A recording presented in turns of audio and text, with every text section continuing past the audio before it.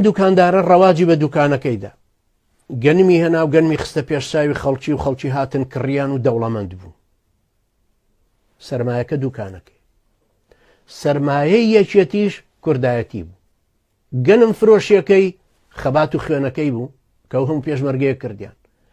ئێستا گەورە بوون، فەرعیتریان هەیە و پارەکانیان لە دەرێدانا و پێویستیان بە دوکانەکە نماوە. عایلەی تاڵەبانی ئەوەی کە ئەیفرۆشن دوکانەکەیە، کوردایەتیە، خەبات و خوێنە، نفوزی پێشمەرگی. پێشمەرگی خۆی ئینتیحارەکە، پێشمەرگی خۆی کوژێ، ئەگری لەو سەرجادەیە، شیعەیەکی هەتی و مچەی سیغا گاڵتەی پێکا کە ئەگری ڕۆڵەمەگری ئێمە خۆ ناین بۆ کوشتنی تو. ڕۆڵەمەگری ئێمە هەر پەڕۆیەک هەڵەکەین کە پێوترە عەلەمی عێراقی.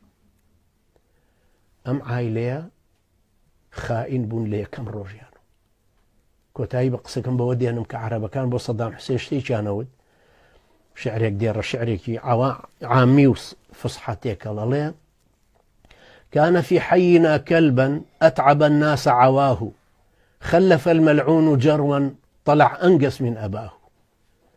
يعني سەجێکە بوو لە کۆڵانەکەمانە خەڵکەکەی بێزار کرد بوو بە وەڕینی خۆی، کەچی ئەم سەگە پیسە کە تۆپی یەکێکی تری لە دوای خۆی بەجێهێشت ئەنگەس من ئەباه، یعنی لە باوکی پیسوتر بوو. ئەبێ بزانن جەڵە تاڵەبانیش کە تۆپی چی لە دوای خۆی بەجێهێشتەوە کە ئەنگەس من ئەباه.